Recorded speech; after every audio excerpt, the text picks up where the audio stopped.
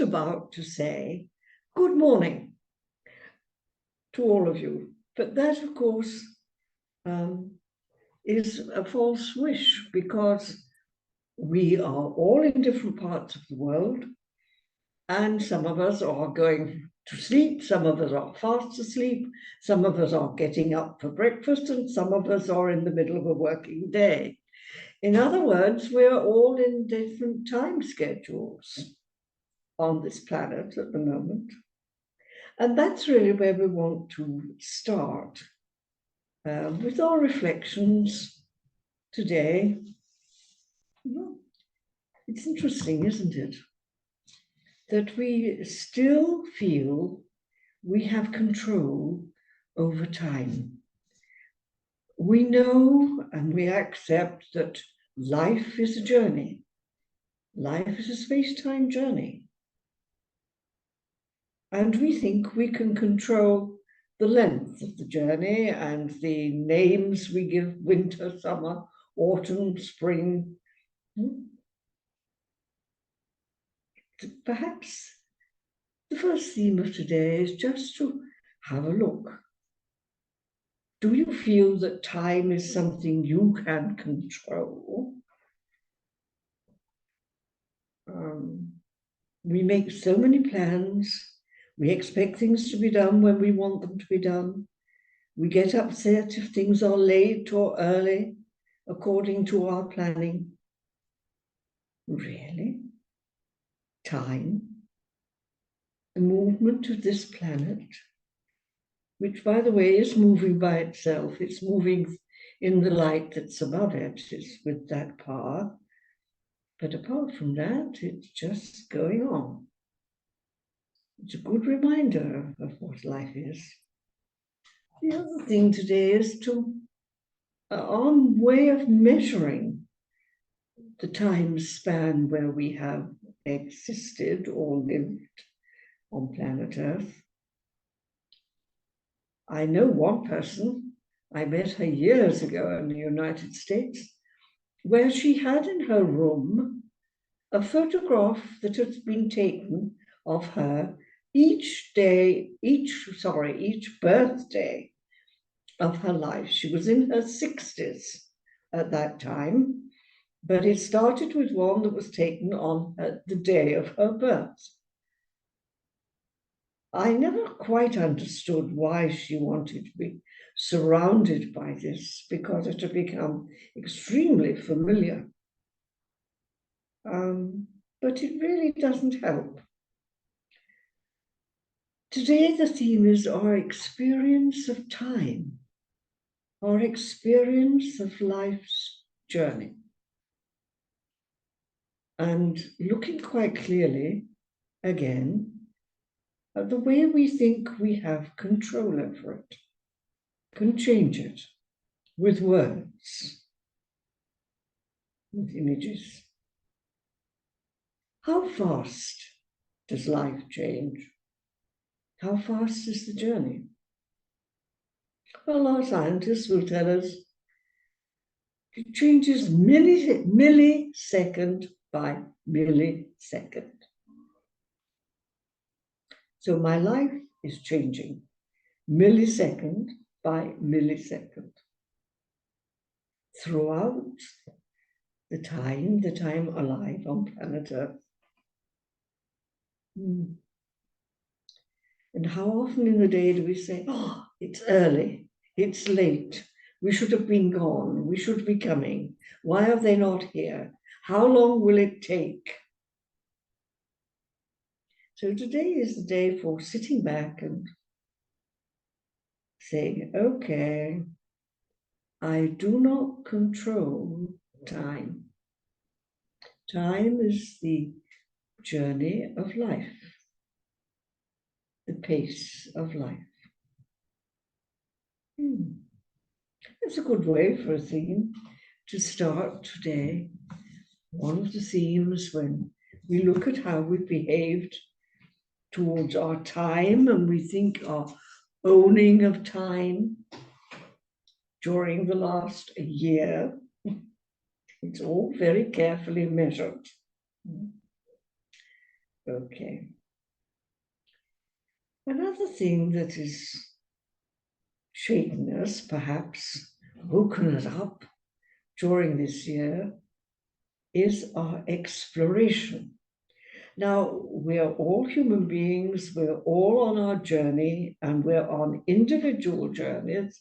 No two people do exactly the same journey. We don't see the same thing. It's unique to me.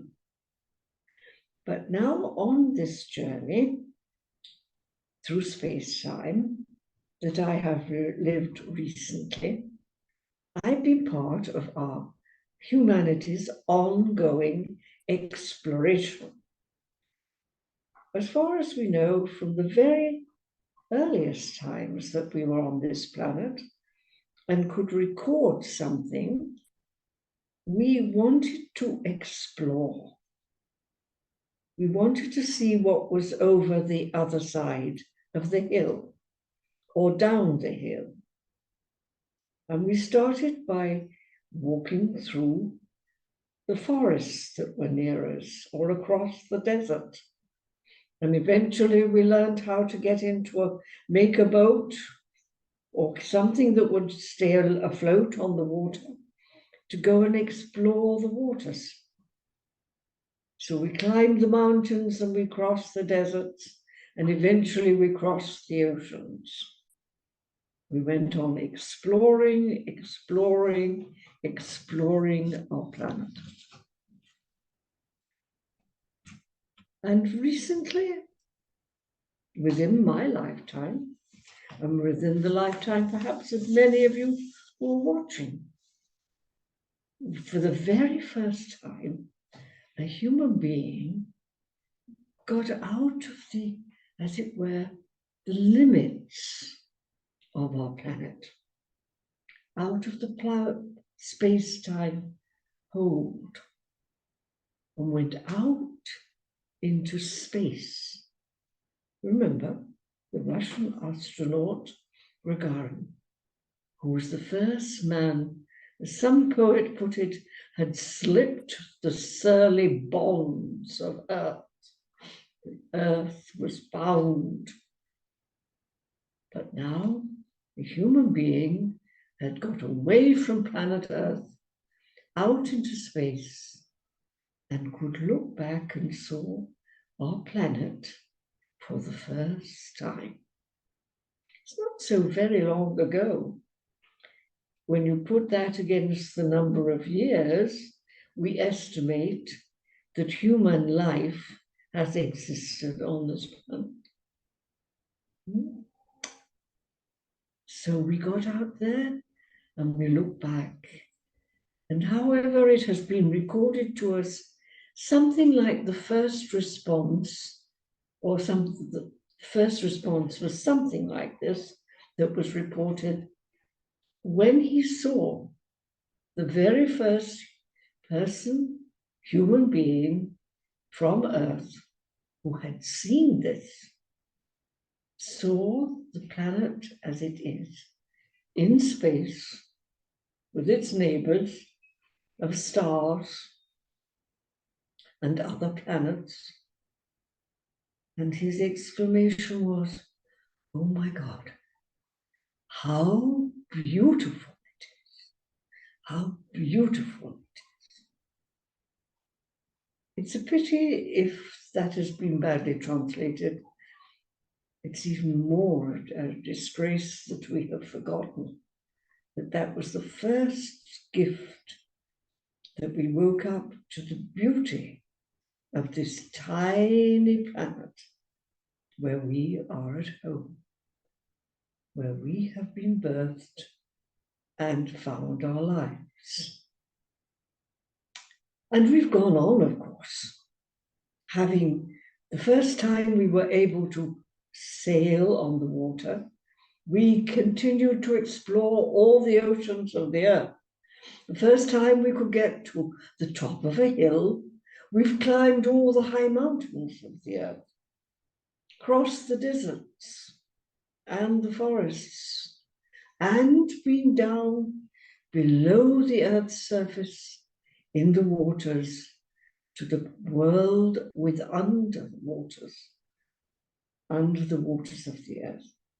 But then, with this first step, as it were, though he was in a plane, of course, he was in a spacecraft, the first movements away from the Earth's surface, the beauty of planet Earth was a gift. And then, of course, we continued. We know the Hubble telescope.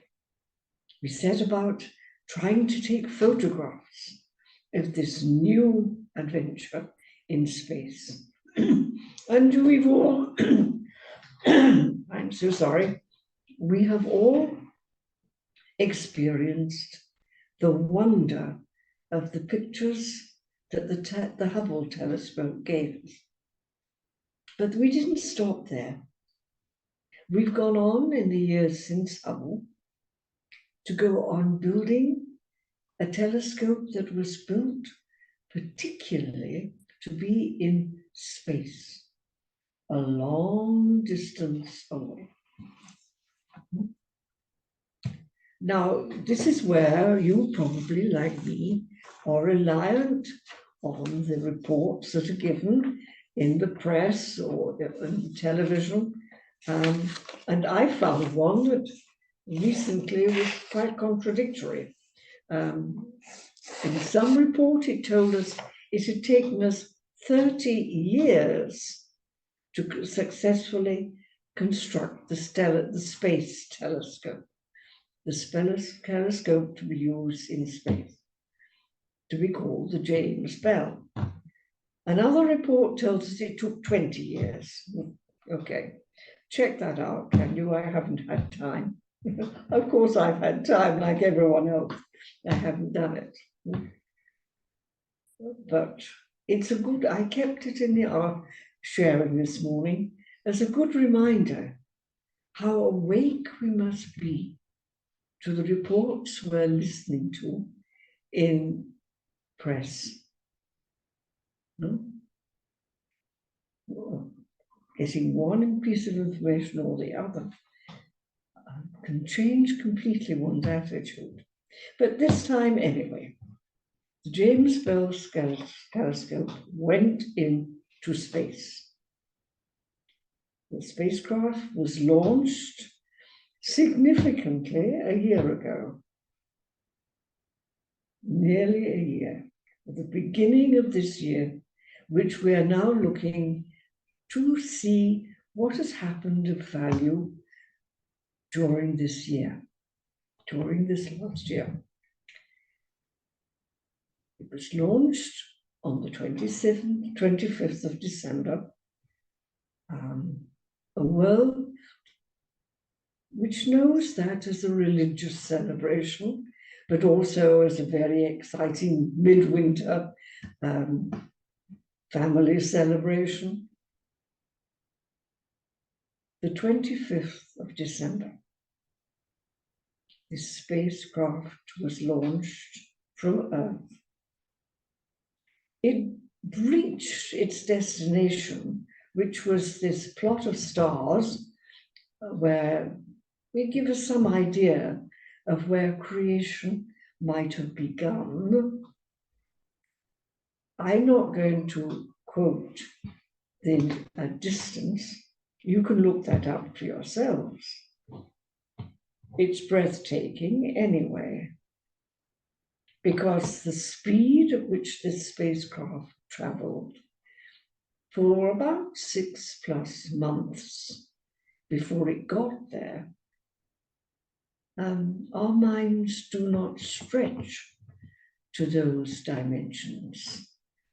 When we're calculating that we may be 2 or 3 minutes late for something, we don't talk in questions of millions of seconds or hours for something to happen.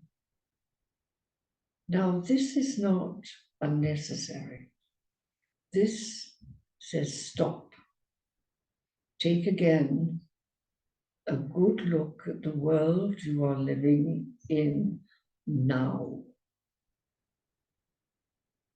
If you are blessed with grandchildren near you or around you, talk to them. Share with them the pictures you're looking at from the press or the television, and get their reactions, not their reactions to what you tell them, but their reactions to what they see, what they think of what they've heard, what excites them, and so on. They are coming into the understanding of this planet in a way that none of us did. They have none of the difficulties that we had to accept what we're hearing now. For them, it's the given norm, and they start with that. So they have much to show us and to teach us. And please pass on to the wiser, less privileged, older generation what the generations that have been birthed into this knowledge are discovering and finding important. And I'm standing here with this photograph in my hands. And you probably have seen this recently. It's the James Webb telescope, space telescopes, fantastic photograph of something we had a little of an idea of before. They're called the pillars of creation. Pillars being important structures, supportive structures. And the pillars of creation, they're made of, as far as we're told, dust and gas, but their purpose is to be the nursery where new stars are born. The new stars being born there. We have had some very interesting information coming out from our scientists at the moment.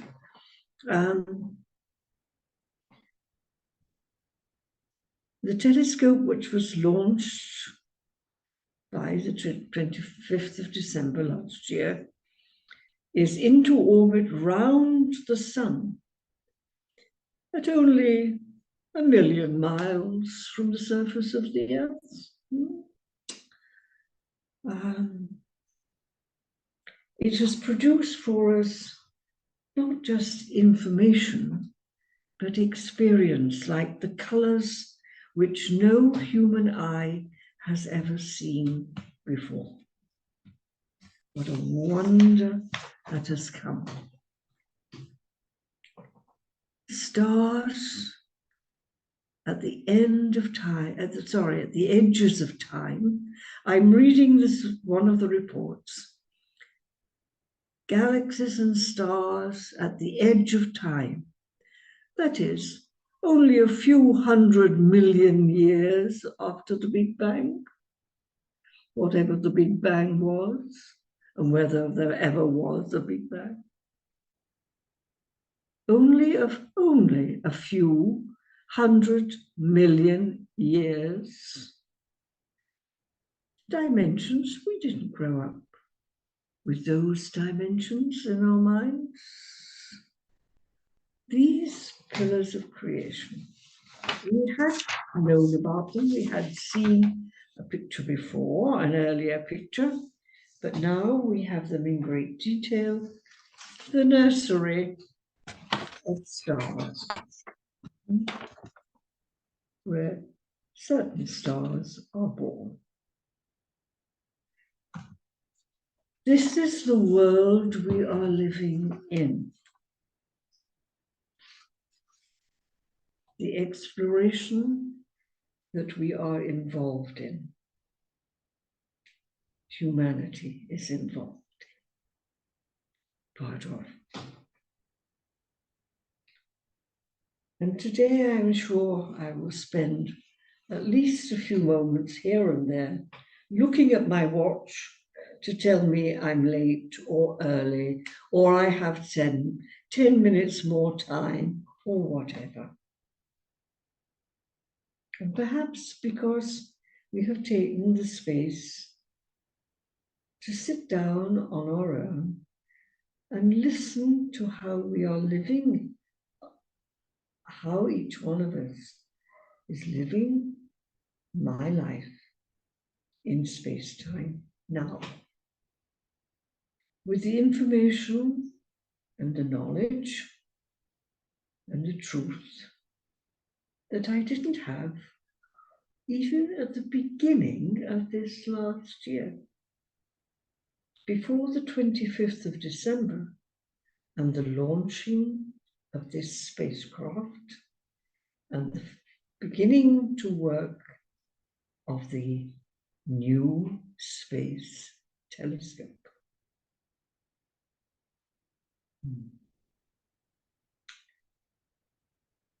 We don't lack for information, encouragement,